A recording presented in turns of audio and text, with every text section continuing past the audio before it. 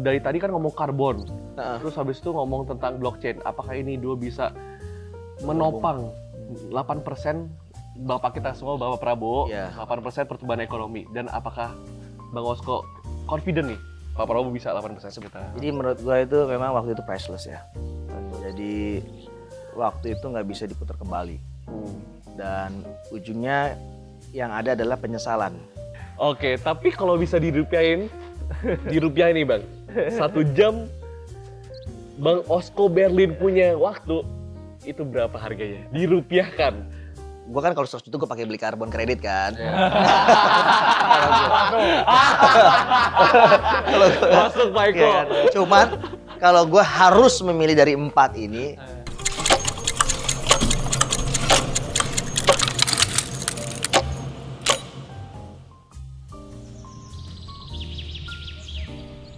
ini nggak ada helm nggak apa bro?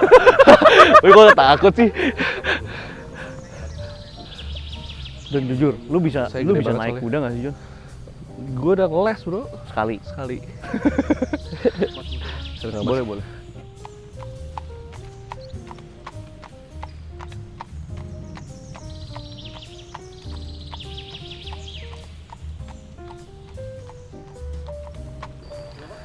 Semangat lagi.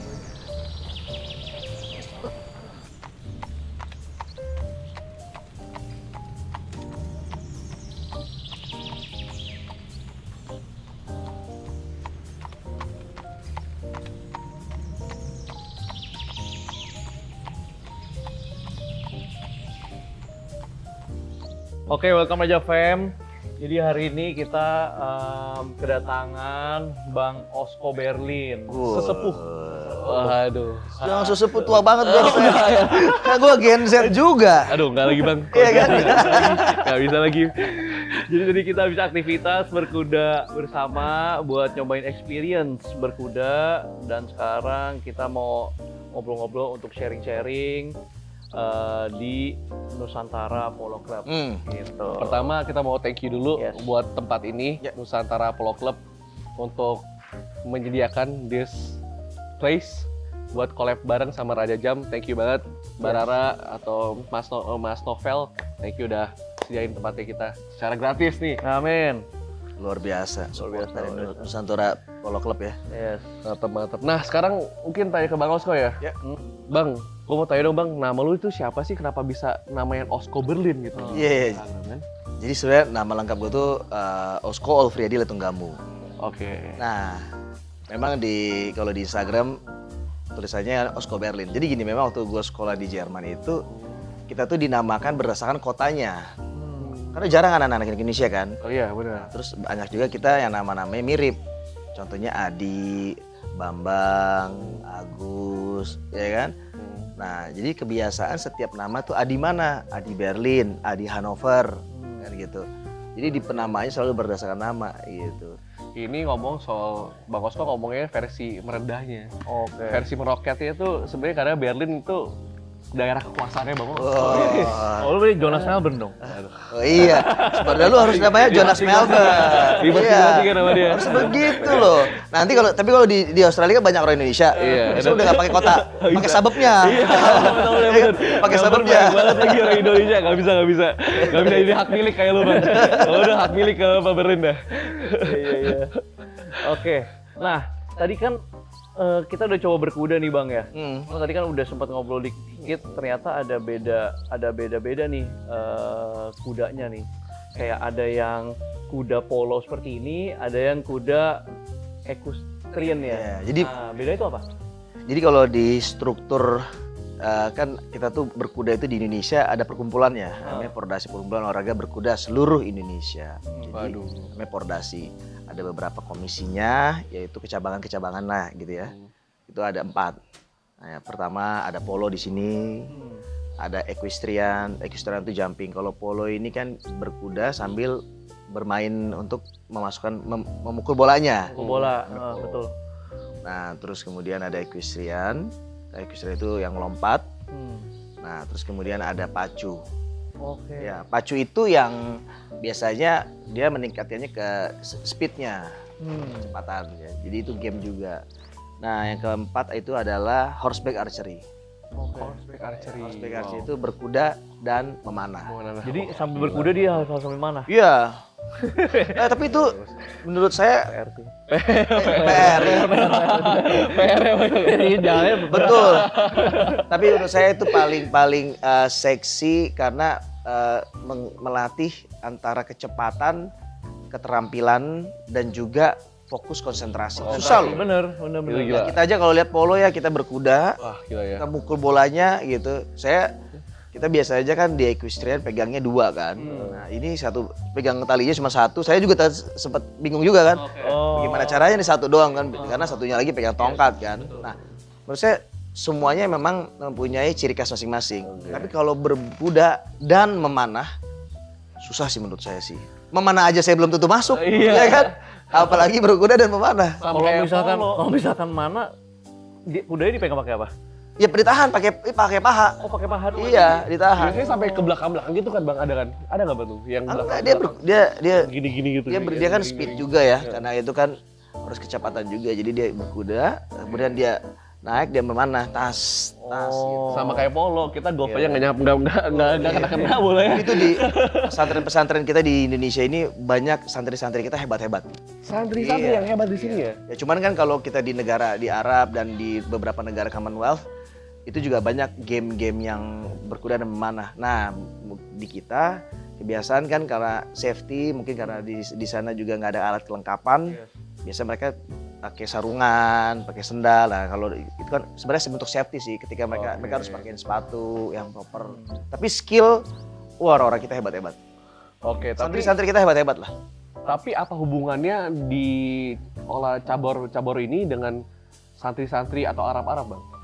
Nah, karena berkuda dan memanah ini kan kayak contohnya equestrian itu yang satu-satunya yang diolimpiadekan. Oke. Equestrian itu udah diolimpiadekan. Kalau ini kan game. Jadi kalau polo game, siapa lawan siapa kayak bola kan, ya kan game.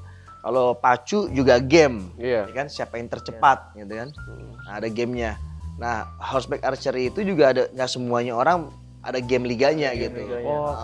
Nah, tadi saya ngobrol-ngobrol sama teman-teman di NPC sini. Nanti ada di sini kita Indonesia lawan Korea. Ya. Gila. Nanti ada di sini bulan depan apa katanya tadi kalau nggak salah. Terus itu menurut saya juga hal-hal yang harus kita support. Karena kita atlet-atlet kuda kita hebat-hebat loh. Hebat-hebat. Iya, soalnya tadi kan si Abang juga ngomong dari Abang juga di Pordasi dan kita semua juga tahu. Iya. Abangnya Wabendum di Pordasi. Selain itu ada apa lagi, Bang?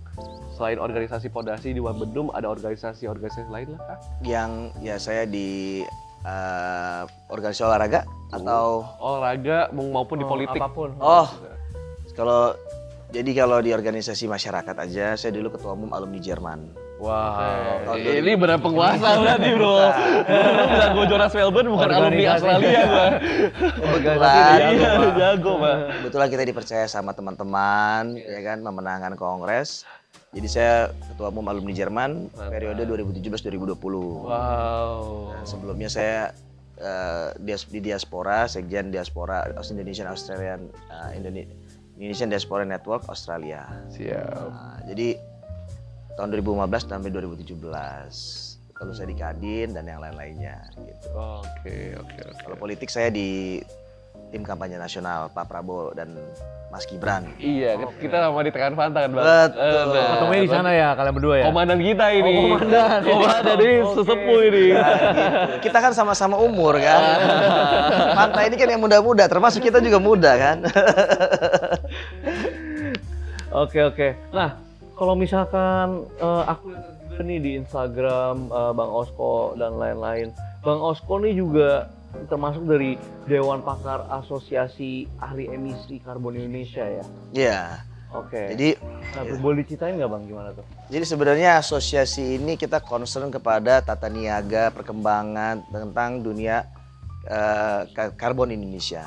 Jadi gini, sebenarnya prinsip dasarnya waktu saya masih sekolah di Jerman di tahun 2001 itu 2002 kita tuh saya dulu sekolah mechanical engineering. Nah, ketika kita di sekolah itu kita tuh didoktrin bahwa kita ini memang ada garis wilayah perbatasan antar negara. Unfortunately kita tidak ada dalam ya ada ruang langitnya ada. Oke. Tapi kan kita tidak bisa berbatasan kalau misalnya contohnya Indonesia ada kabut asap, Malaysia nggak kena, Singapura nggak kena. Oke. Nah, jadi kita tuh sebenarnya berbagi, kita punya udara, betul ya, kita punya langit. Benar-benar. Nah, sekarang ini kan banyak perubahan iklim, ada banjir, ada tsunami, ada itu perubahan iklim itu karena memanasnya bumi kan. Terus tiba-tiba di Eropa yang harusnya sudah winter belum winter. Terus kemudian es di Antartika sama di Kutub Selatan kita semua sudah mulai memanas, tiba-tiba ada pencairan yang lebih cepat. Nah, kita hidup di bumi ini bersama-sama walaupun ada teritorial negara yang terbatas. Nah, jadi kita harus memelihara bumi ini bersama-sama. Jangan kita buang sampah sembarangan, bakar sampah sembarangan gitu. Karena kalau kita lihat kan kita ada aplikasi kan yang kita memantau contohnya beberapa nih namanya air visual, tau nggak air visual? Belum tahu. Nggak tahu lagi ya. Ini air visual ini aplikasi biasa. Oke. Untuk apa, Bang? Saya biasanya memantau di sini itu, unfortunately di daerah sini kita unhealthy. 114. Harusnya berapa bang? Harusnya berapa ya? Ya, kalau dia hijau, ya dia makin sedikit dia hijau. Jadi dia warnanya hijau. Kalau ini udah unhealthy. Padahal kalau kita lihat di sini, Iya ya, ini hijau. Padahal di hijau daerah- banget ya? Ya, ini hijau banget kita lihat. Tetapi ternyata mungkin di daerah sekitar radius 5 kilo atau 10 km di sini pasti ada pabrik yang sedang membakar. Nah, kalau saya pernah berbicara sama teman-teman yang memang mereka dia tuh yang kena kanker, terus juga berobat di Singapura, itu dia katanya itu udah banyak flek-flek di paru-parunya. Ya. Tapi intinya kenapa? Dia juga dokter bilang banyak orang Indonesia yang berobat itu semua rata-rata orang Jakarta. Oke. Memang kalau kita lihat hidup di udara kita nih, kita pabrik-pabrik sekitar kita ini asal membakar aja, dia nggak memikirkan tentang Iya, kebanyakan gimana kayak gitu. kualitas udaranya. Benar. Nah, yang mengherankan adalah saya suka iseng gitu kan. Kalau malam-malam saya suka nyalain aplikasi saya ini, saya Iya. refresh terus. Justru terjadi tingginya kekotoran udara itu di malam hari. Di malam hari. Iya, Kenapa berarti ada pabrik-pabrik. Ya karena kan ketika dia malam hari bakar dia nggak kelihatan. Pabrik-pabriknya di pas malam-malamnya. Nah, ya kan. Wah, gila. Dia kan Jason kan ini kan ini Jonas kan ini ya. Iya. Kenapa? Apa namanya pengusaha, banyak pabrik ini kan. Oh iya, Ya. banyak. Kalau malam-malam suka nyalain ke pembakaran tuh. Hah? Kita Iya kan? Kayaknya Jonas nih pelakunya. ditodong. Ditodong, bro. Gimana, bro? Gue ditodong. 2-1 ini udah keroyokan ini, bro. Jonas kayaknya nih. Aku ya. Nggak maksud saya gini. Sebenarnya itu bisa dikendali. Ada teknologi yang mereka membuat pembakaran itu menjadi lebih bersih lagi udara yang dikeluarkan, yang dihasilkan. Ya, cuman terlepas dari semua itu, memang tata niaga tentang karbon di Indonesia memang harus diatur sehingga para pelaku usaha lebih tertib lagi. Lebih tertib kenapa? Karena kita juga kalau memang seandainya pabriknya membakar udara yang kotor dan juga banyak artinya zat-zat kimia yang terbang di udara dan kita hirup juga kan, dia juga yang kena juga. Yes, betul. Ya kan? Staf-stafnya, karyawannya juga yang paling dekat yang ngirup duluan kan sebelum masyarakat di sekitar-sekitarnya. Nah, jadi harus diatur. Nah, sayangnya kita ini di Indonesia sekarang pajak karbon itu lebih rendah daripada harga karbon. Nah, harusnya gini, pemerintah, Oke, iya. pengusaha itu dalam industri itu dia kan menghasilkan emisi, Iya, ya. benar. Nah, dia harus offset Oke.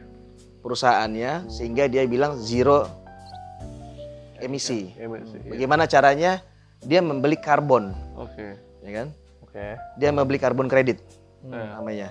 Dia beli karbon kredit sehingga di offsetkan. Contoh, dia 1 bulan dia menghasilkan sekian ton Oke. karbon. Karbon benar. Dia belilah karbon kredit sehingga di offset sehingga dia zero karbon. Zero. Oke. Oh, itu cara Ya, mereka. namanya offsetting. Offset itu Nah.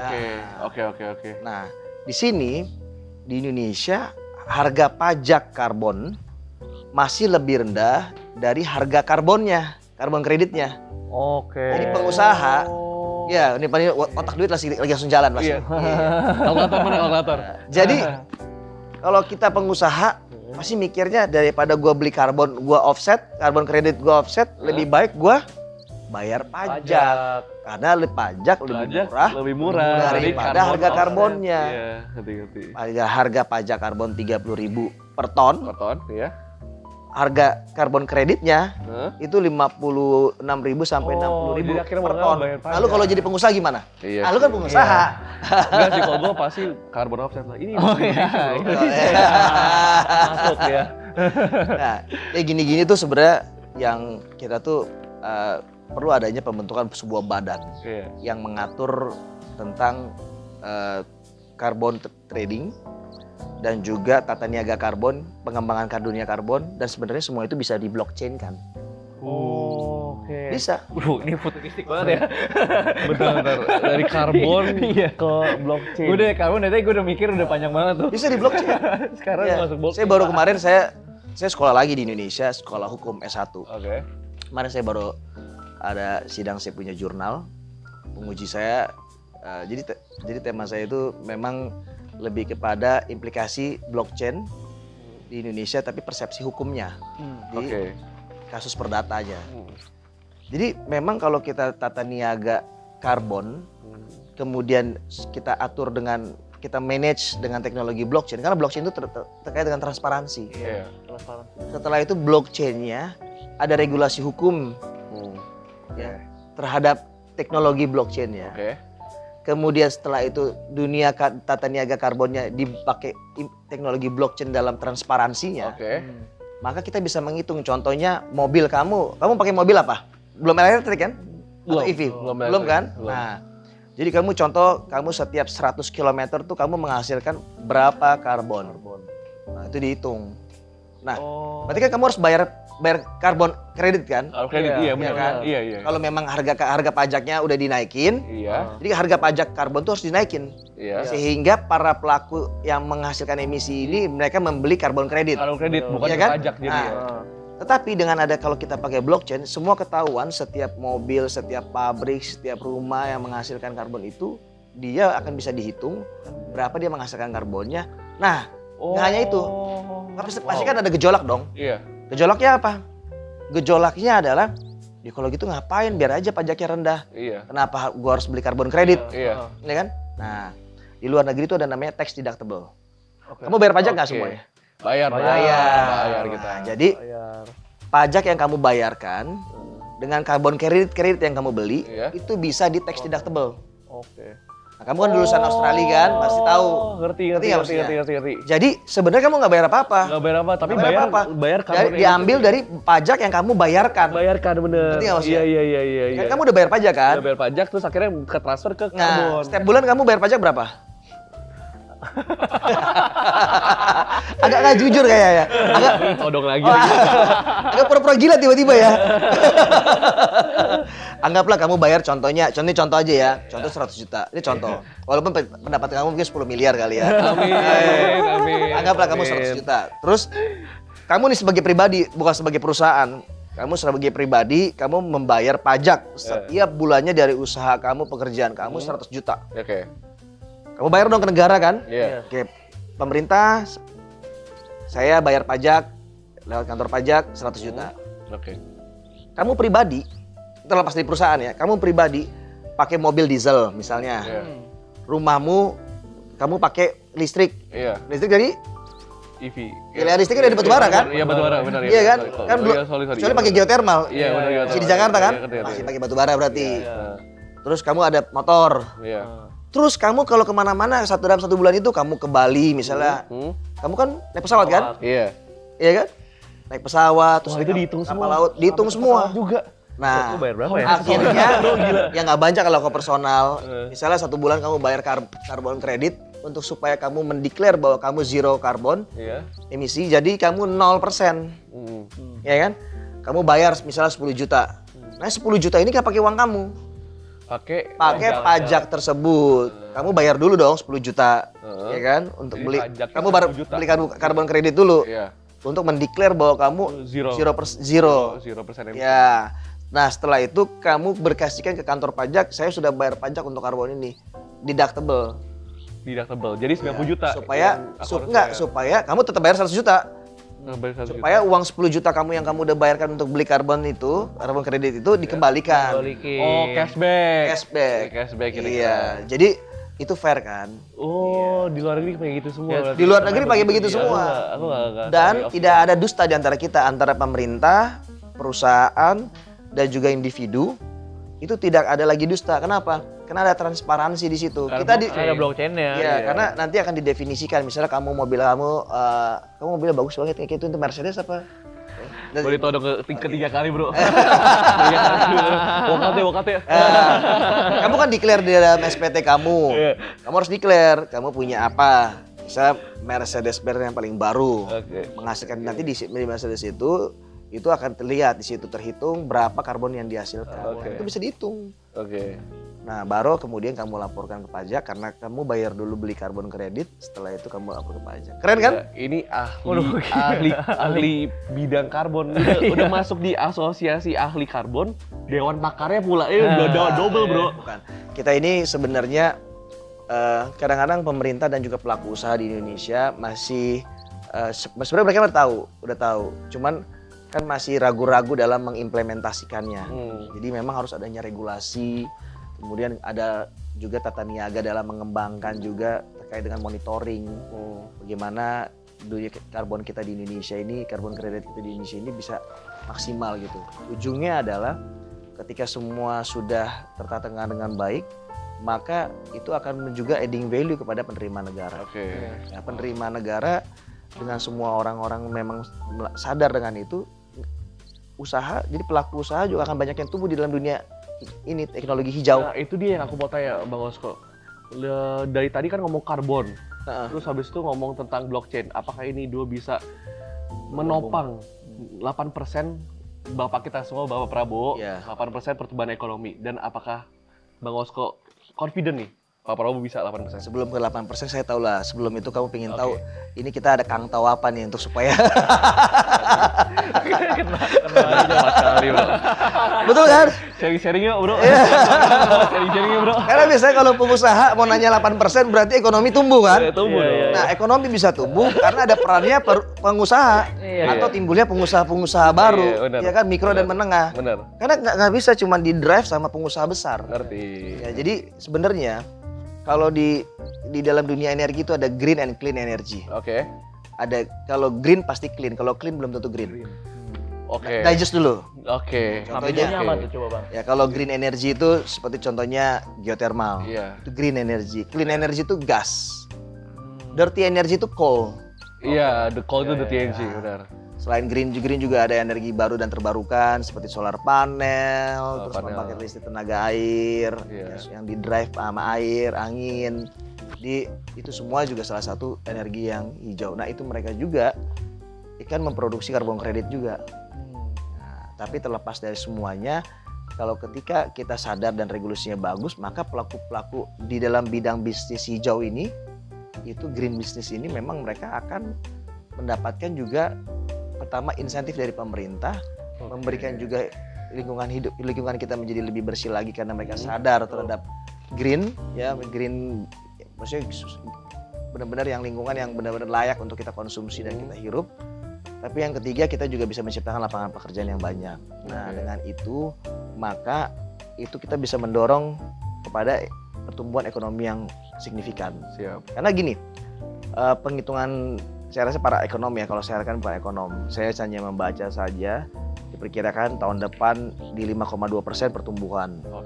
8% itu memang nanti ketika Pak Prabowo dan Mas Gibran diinaugurasikan, dilantik di tanggal 20 Oktober, saya berharap para kabinet ya, para menteri-menteri yang dilantik langsung bisa bekerja dengan baik, 100 hari kerja performanya, tapi yang paling penting memboosting bagaimana uang itu bisa mengalir di masyarakat sehingga masyarakat itu bisa mengkonsumsi dan pertumbuhan kita sangat baik dan juga investor-investor luar negeri pada masuk ke kita. Nah, kita harus bikin diri kita ini seksi.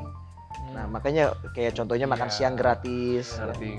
Itu bagian dari belanja loh, bukan insentif. Benar. Nah, jadi ada dua. Ada satu namanya insentif dari pemerintah, ada satu namanya anggaran belanja negara. Ya APBN namanya.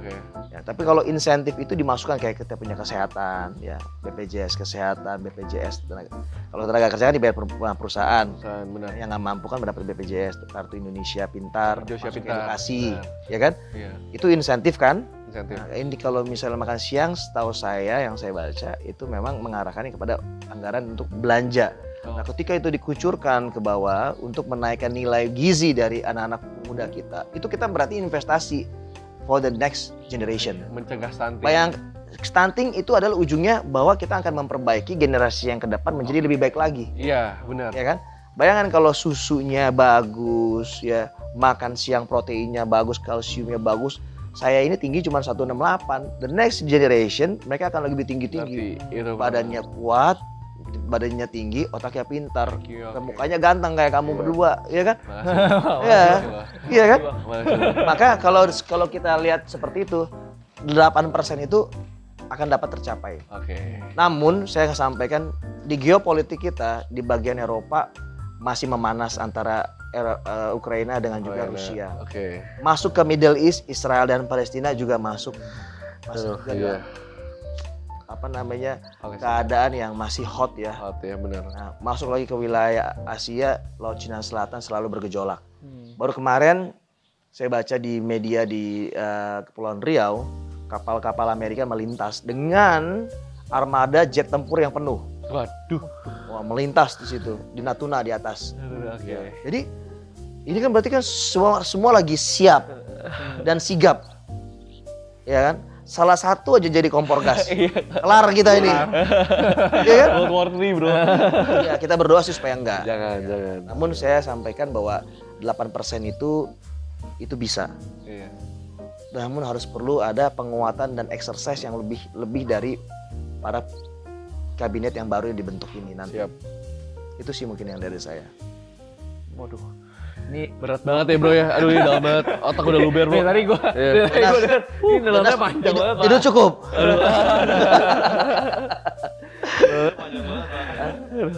Udah kayak kuliah enggak kan? Santai kan? Tenang kan? Hah? Enggak. Jadi bisa gitu sih, Bang. Kayak dari tadi mungkin kita lebih ke, sekarang pertanyaan lebih ke gimana caranya, lebih ke gini sih, lebih ke santai dulu. Kita mau belajar dari abang, lebih ke gimana caranya membagi waktu. Iya. Nah dari tadi kan kita ngomongnya tentang fokus Bang Osko kemana dan lainnya. Dan tapi di sini mau tanya Bang Osko gimana cara bagi waktu sih? Kan soalnya kerjaannya udah ada banyak, dikasih mandat juga banyak. Nah itu gimana caranya bagi itu semua? Jadi saya tuh selalu dari dulu ya, ya kita selalu mempunyai planning dalam hidup. Jadi saya selalu ada namanya 136, 135. Itu apa? 36 Apa gitu? Itu apa tuh? Jadi saya selalu membuat plan untuk diri saya. Oke. Itu namanya goal. Oke. Ya walaupun kita dapat atau enggak. 136 tuh 1 bulan, 3 bulan, 6 bulan. 135 tuh 1 tahun, 3 tahun, 5 tahun. Saya udah harus tahu 5 tahun ke depan gue mau jadi apa. Short term, long term berarti ya? Yes. Jadi dalam 1 bulan saya mau ngapain, 3 bulan saya mau ngapain, 6 bulan saya mau ngapain, setahun kemudian saya mau ngapain, 3 bulan kemudian, 3 tahun kemudian saya mau ngapain, dan 5 tahun kemudian gue mau ngapain. Jadi hidup itu berwarna.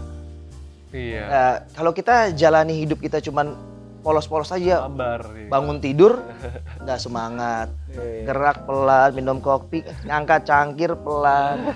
Menurut saya bukan tipikal orang yang ambisius, tapi kita masuk strict kepada plan yang kita buat, disiplin namanya. Disiplin. Jadi kita nggak kayak kamu Jonas, misalnya kalau pulang udah nggak malam lagi, ya kan? Iya. Tapi pagi misalnya gitu.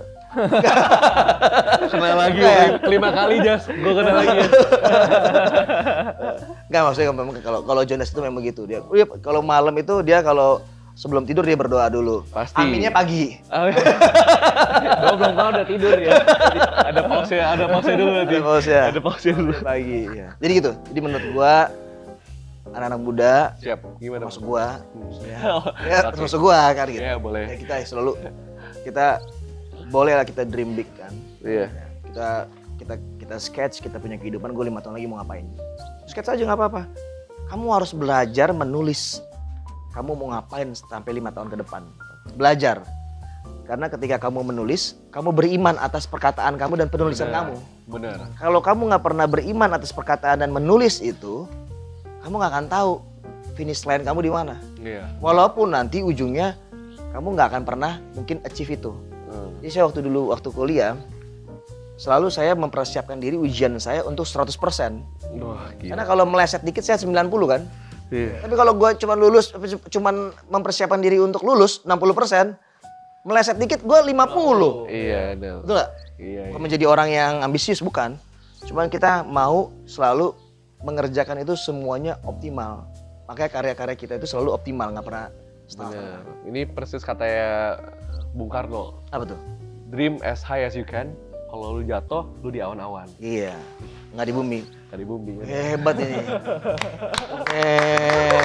Tangan dulu buat gua. Ini ada fotonya loh. Iya, siap Oh. buat video. Ya kan? Top. Oke, kita balik ke pertanyaan ini Bang Osko. Karena dari tadi memang kita seputar ngomong tentang iklim, cuaca dan lain-lain. Tapi kan itu balik lagi itu ketemu dengan orang nih, ketemu dengan manusia. Nah, dengan pengalaman Bang Osko, menurut Bang Osko penampilan itu penting nggak sih? Oke. Di Indonesia saya ngomong ya. Penampilan itu sangat penting. Oke. Di luar negeri kita tidak terlalu penting. Hmm. Ini mana dulu nih, yang casual apa yang formal?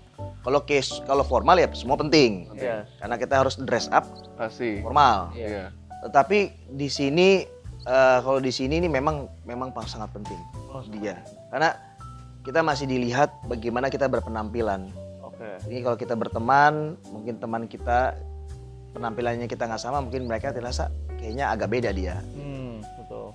agak lain. Makanya ada filmnya tuh kan. Agak lain. Tapi terlepas dari semuanya, saya bukan yang bergila-gila terhadap harus brand something, enggak. Buat saya yang paling penting adalah kita memakai yang pertama kita mampu, Oke. yang kedua yang kita cocok, dan yang ketiga yang kita suka. Iya. Karena cocok belum tentu suka belum tentu cocok, Iya. ya kan? Oke. Kalau mampu kan terukur, Iya. ya kan? Di dalam duit. Iya. Lu udah beli lu pasti mampu kan? Iya. Iya kan? Kecuali lu ngutang. Iya. Nah, jadi menurut saya penampilan itu penting, bersih itu wajib, wangi itu harus, ya kan? Tapi percaya diri itu Percaya diri. merupakan yang paling utama. Iya, sebenarnya. Lu nggak mungkin dong kalau lu mau dekat-dekat sama orang agak sedikit bajunya nggak matching gitu. Ya lu mau pakai nggak? Tapi ada juga orang yang suka bajunya warnanya berantakan, Iya. pink sama misalnya hijau gitu. Bisa nggak apa-apa. Tapi dia pede. Nggak, Tapi dia pede. Tapi dia pede. Kalau dia pede nggak apa-apa. Yang terganggu kan lu. Bukan dia kan? Iya kan? Nggak apa-apa. Bagus loh. Maka kadang-kadang kalau di kamera begini juga pemakaian warna-warna terang tuh penting sebenarnya. Kalau kita kan memang berkuda warnanya gelap. Makanya kamu pakai warna putih ya ini. Yes. Nah, di dalam kuda ini kalau celana putih itu celana untuk kompetisi. Oh. Kalau orang pakai celana putih, kalau orang lihat, wah berarti ini atlet. Wah, atlet udah Biar kelihatan 10, garang ya. 10 tahun latihan, ya kan? Dua aja Tapi kita depan. ngomongin networking Bang Osko, tapi dalam berkuda ini bisa networking juga nggak sih? Di dalam berkuda, saya rasa nggak cuma berkuda ya, kita main gundu juga misalnya. Iya, Bisa juga kita. Jadi Jadi sebenarnya di dalam kita di berkuda ini memang ada semua olahraga ya ada chemistry-nya. Dan ketika kita dalam sebuah perkumpulan, organisasi, satu kesamaan dalam kesukaan, biasanya kan itu ada satu omongan frame yang sama. Nah, ini akan terjadi network. Ya kan? Tapi kalau saya lebih mengutamakan friendship, pertemanan, brotherhood gitu berarti ya. Setelah itu selanjutnya terserah. Wow. Ya kan? Kalau networking kan lebih kepada bisnis kan. Iya. Gitu kan? Tapi karena orang akan get the feeling kalau misalnya kamu dekat sama saya cuman karena pengen bisnis. Betul. Oh. I can feel you. Iya, ngerti. Dan ingat loh satu hal. Gimana, Bang? Jadi big fish, player-player besar ya, orang-orang yang kaya, orang-orang yang memimpin perusahaan-perusahaan yang kapitalnya besar, mereka ini startnya rata-rata dari nol kan. Iya. Ya kan? Mereka dari sales, kemudian Ngerti. dari manager sales, dari sales akhirnya jadi CEO. Hmm. Mereka juga udah ngerti behavior dari manusia. Oke. They've been there before. Iya. Iya kan? Hmm. Jadi maksudnya adalah menurut gua networking itu kita purely aja pertemanan. Iya. Kalau kita in frame dalam satu frekuensi yang baik, terus kemudian terjadi ada kangtau lah ya bahasanya. Iya, tahu. Ya puji Tuhan kalau misalnya ada. Kalau nggak ada kita tetap berteman. Tapi bukan kita berkawan sama orang itu. Karena ada maunya. Ya, karena sekarang ini nggak kayak zaman dulu di tahun 2000-an. Di tahun 2000-an yang mempunyai informasi akan cepat kaya. Oke. Sekarang ini yang mempunyai network yang besar, dia bisa kaya. Oke, berarti network itu penting banget ya, Bang? Penting. Tapi lu jangan networking sama orang karena lu pingin ada maunya. Ngerti. Iya, jadi lu berkawan aja semua berkawan. Oh, ngerti. Iya. Ngerti. Nah, kalau network penting, kalau gitu gue mau nanya lebih ke buat Gen Z pengusaha itu ada sepatah dua kata nggak? Misalnya kayak buat Gen Z pengusaha ini apa aja yang harus dinaikin? Misalnya, Gen Z mentalnya tempe bro, gitu kan misalnya, atau apa dan lain-lain.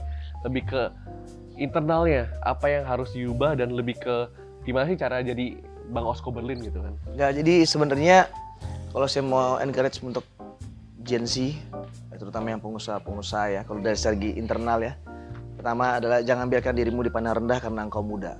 Wow. Jadi kita jangan pernah menganggap bahwa kita ini nggak mampu dan nggak capable. Berarti kamu merendahkan dirimu terhadap manusia. Siap. Ya kan? Rendah diri sama rendah hati beda. Rendahkan dirimu di hadapan Tuhan. Iya. Rendah hati terhadap manusia. Jangan dibalik. Ya kan? Kalau juga bro ternyata. Merangkap semuanya. Bukan. Lama ada banyak Pak. Jadi poinnya adalah kita harus confident. Ya kan? Yang dibalik rendah diri sama rendah hati adalah dua hal yang berbeda. Rendah diri di hadapan Tuhan, rendah hati di hadapan manusia. Jadi pengusaha-pengusaha Gen Z, kalian harus rendah hati. Tetapi kalian harus juga bisa empowering yourself, okay? Membikin dirimu juga lebih percaya diri dalam bidang yang kalian suka. Dan jangan pernah, dalam tanda kutip itu celamitan. Misalnya nih, kamu bisnis kuda, dia bisnis anjing. Karena bisnis anjing lagi oke, kamu bisnis anjing. Padahal kamu sukanya kuda. Oh. Itu namanya celamitan kalau bahasa FOMO kalau Gen Z. bahasa senior saya orang milenial tuh ya. Itu. Kalau saya kan Gen Z. Ya kan? Gua nggak ngerti lagi celamitan. Iya, nggak ngerti ya lu Gen Z. Itu hanya orang-orang milenial. Kalau gue juga nggak ngerti, baru dapat itu. Jadi jangan pindah Oke. ke sebuah sektor yang kalian nggak menguasai. Wow, ini bagus banget sih. Harus fokus. Iya, Sati. Jangan, sekarang lagi musim ini pindah ke sini, enggak. Bertahan pada sesuatu yang lu suka.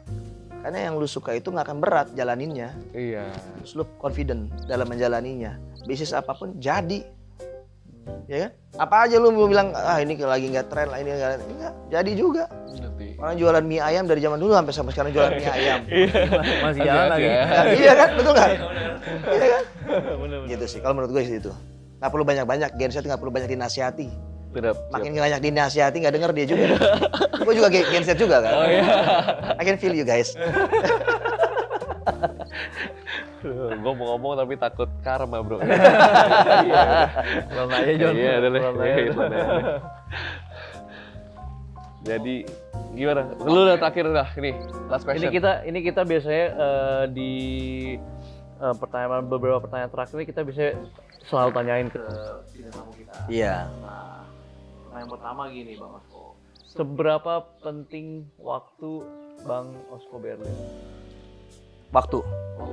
Karena kita Waktu nanya itu- jam nih bang. Iya. Waktu nih kita. Jadi menurut gue itu memang waktu itu priceless ya. Jadi waktu itu nggak bisa diputar kembali. Dan ujungnya yang ada adalah penyesalan. Penyesalan. Karena penyesalan di akhir, Iya. pendaftaran di awal. Iya kan? Iya. Iya. Jadi waktu itu menurut gua sangat penting dan menghargai kita punya waktu itu harus nomor satu. Iya. Menghargai orang punya waktu itu nomor dua.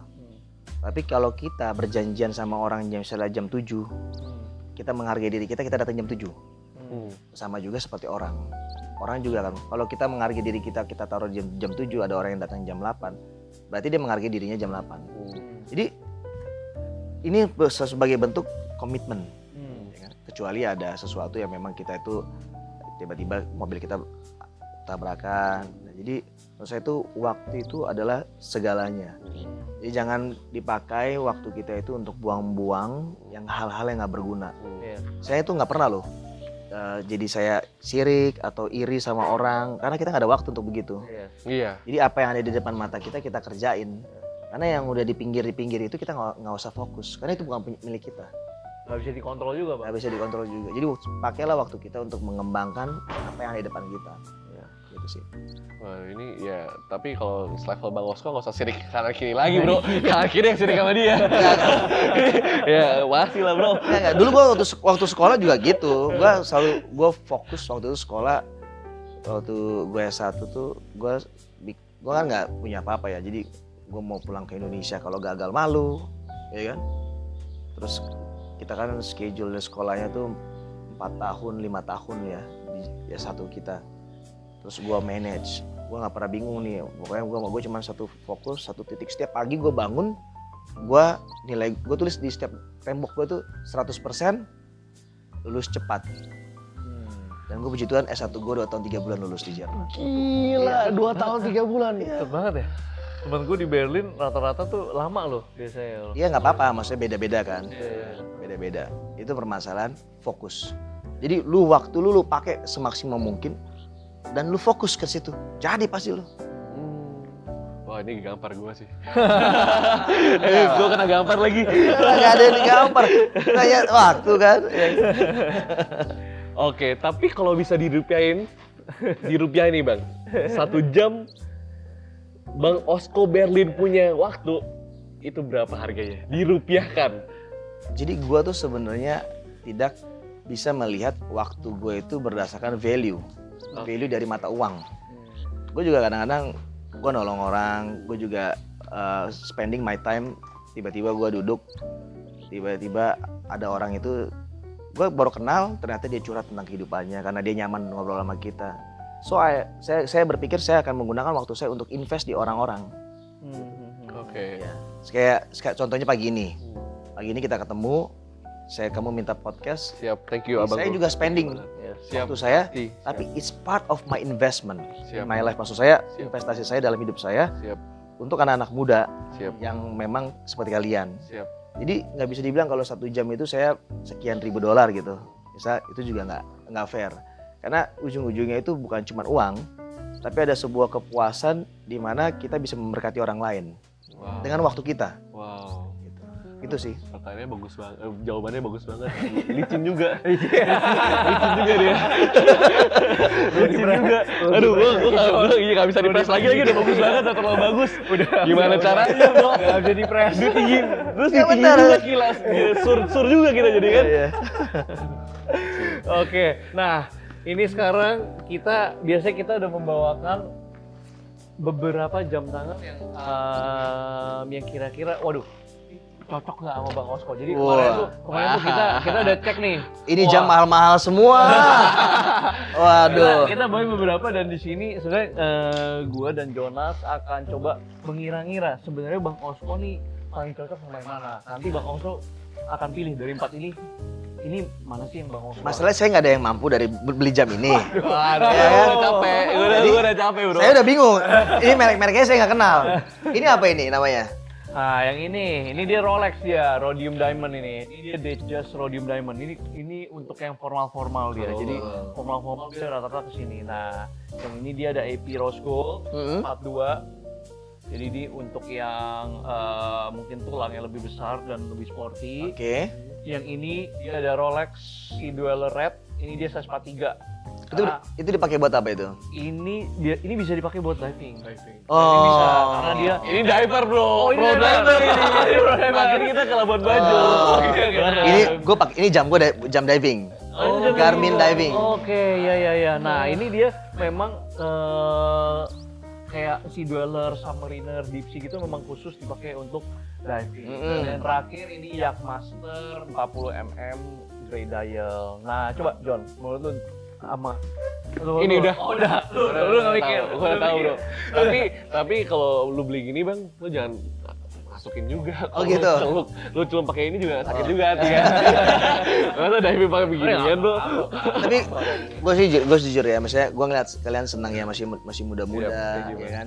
Bisnisnya luar biasa, harga ini pasti harganya dari 100 juta semua ya. Perkiraan ya bang. Soalnya gue kan kalau 100 juta gue pakai beli karbon kredit kan. Masuk Pak Eko. Iya kan? Cuman kalau gue harus memilih dari 4 ini, karena kan gue diving, gue bukan diver yang hebat bukan. Cuman gue suka aja diving karena di situ gue menemukan hal yang sangat-sangat damai buat hidup ketika di dalam gak ada lagi yang ganggu dan nggak bisa ngomong orang kan. Nah maka gue akan pakai yang ini sesuai dengan Jonas sampaikan yang buat diving. Langsung akurat tuh Jon. Ya mengerti sekali apa yang gue mau. Nah ini jadi pilihan Bang Osko Berlin ya. Iya. Si Dueler Red. Karena gue selalu pakai barang berdasarkan fungsi. Yes, benar. Karena ini emang jam emang untuk buat diving dan Bang Osko Berlin ini memang enjoy. Jadi untuk diving, buat lu gitu. pada yang emang beli jam berdasarkan fungsi atau maupun lu diver juga langsung sikat dong bro. Oh iya langsung sikat, langsung cek aja Instagram cek aja Instagram kontak aja ke admin gitu. Tapi menurut Bang Osko gimana? Raja Jam trusted gak Bang? Kita todong balik dong. Tadi ditodong kita kan. Karena belum ada transaksi. Maka kita harus menguji dulu, ya kan? Kalau menurut gue berdasarkan size dan bentuknya memang gue rasa dipakai di berbagai bidang yang berbeda-beda. Yes, benar. Ya lebih baik memang punya semuanya. Iya. Siapa yang nggak mau? Jadi kalau lu pergi ke pesta lu bisa pakai yang ini. Ya, tapi kalau yang ini kan kalau tulangnya gue nggak besar. Yes, Jadi dia ini perlu kebesaran. Kayak jam minjem dong lo. Nah. Jadi menurut gue sih semua itu berdasarkan fungsinya. Iya. Tapi kalau lu mampu beli memang yang sesuai. Lu mampu 5 lu 5. Kalau lu mampu 1 ya 1. Lu nggak mampu sama sekali lu jangan beli. Yes, betul. Benar. Tapi keren lah lu berdua anak muda. Thank you Bang. Jualan jam yang mahal-mahal. Thank you Bang. Cuma gue kotaknya nggak penuh ya, cuma 4 doang. Ini buat tempat doang. Kalau yang lainnya nanti bisa dibetak sama Bang. Jadi kita bawa parahnya deh. Oh iya. Setuju. Oke deh.